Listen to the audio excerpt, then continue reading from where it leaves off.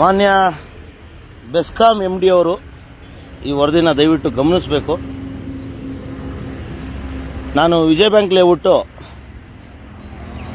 RTO ಆಫೀಸ್ನ next ಒಂದು ಖಾಲಿ ಸೈಟಲ್ಲಿ ಇದ್ದೀನಿ. ಇಲ್ಲಿ ಸರಿಸುಮಾರು PCC RCC ಒಟ್ಟು 12 ಪೋಲ್ಗಳು ಬಿಸಾಕಿದ್ದಾರೆ. ಇಲ್ಲಿ ಈ ನಿಮ್ಮ ಅಧಿಕಾರಿಗಳಿಗೆ ಬಿಸಾಕಿದ್ದೀರಾ, ಏನು ಹಂಗೆ ಹಾಕಿದ್ದೀರಾ ಅಂತ ಹೇಳಿದ್ರೆ ತುಂಬ ಬೇಜಾರಾಗುತ್ತೆ, ತುಂಬ ಕೋಪ ಬರುತ್ತೆ. ಎಷ್ಟು ಕೋಪ ಬರುತ್ತೆ ಅಂದರೆ, ಏನ್ರಿ ಬಿಸಾಕಿದ್ದೀರಾ ಅಂತ ಕೇಳ್ತೀರಾ, ಎಲ್ರಿ ಬಿಸಾಕಿದ್ದೀರಾ ಅಂತ ಕೇಳ್ತಾರೆ. ಓಕೆನಾ? ಇವೆಲ್ಲವೂ ಡಿಪಾರ್ಟ್ಮೆಂಟ್ ಪೋಲು. ನೋಡ್ಬೋದು ನೀವು. ಬಳಗಾರ ಸುಳ್ಳು ಹೇಳ್ತಾನೆ ಅಂತ ಅನ್ಸ್ಕೋಬೋದು. ನೋಡಿ,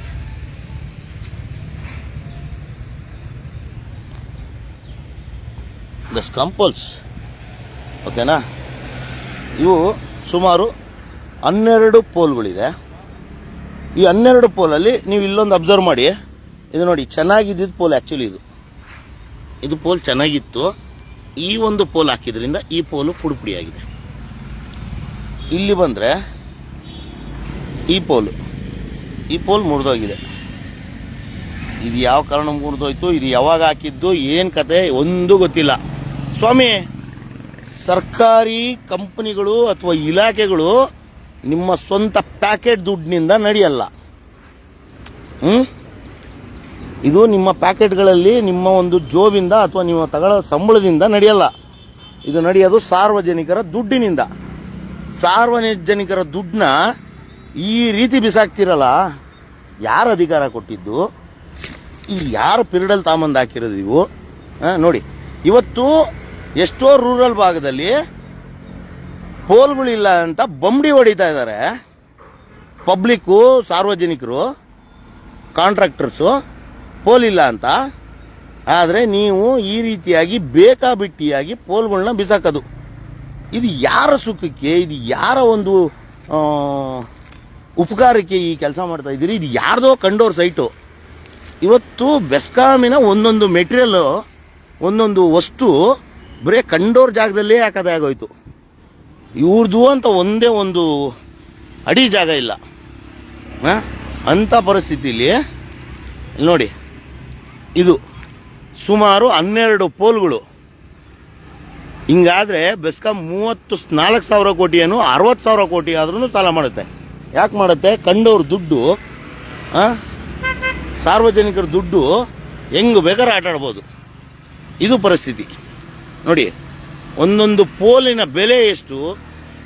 ಆ ಪೋಲಿನ ಇದನ್ನ ದುಡ್ಡು ಕೊಟ್ಬಿಟ್ಟು ಸ್ವಾಮಿ ತಗೊಂಡಿರೋದು. ಇವತ್ತೇನು ಬೆಸ್ಕಾಮಿನ ಹೆಸರಿದ್ದು, ಅದರ ನಂಬರ್ ಇದ್ದು, ಎಲ್ಲ ಇದ್ದ ಮೇಲೆ ಒಂದೊಂದು ಪೋಲಿಗೆ SR ವ್ಯಾಲ್ಯೂ ರೇಟ್ ಮೇಲೆ ಒಂದೊಂದು ಪೋಲ್ ತಗೊಂಡು ನೋಡಿ, ಕಬ್ಬಿಣದ ವಸ್ತುಗಳು ನೋಡಿ, ಆ್ಯಂಗಲ್ಸು. ಇವತ್ತು ನಾನೊಂದು ಕೆಲವು ಕಡೆ ನೋಡ್ತೀನಿ, ಅಲ್ಲಿ ನೆಟ್ಟಿಗೆ ಇನ್ಸುಲೇಟರ್ಸ್ ಇರಲ್ಲ, ಇನ್ಸುಲೇಟರ್ಸ್ ಹಾಕಲ್ಲ. ಎಷ್ಟೋ ಪೋಲ್ಗಳು ಮುರಿದೋಗಿರುತ್ತೆ, ಆ ಪೋಲ್ಗಳನ್ನ ಚೇಂಜ್ ಮಾಡಲ್ಲ.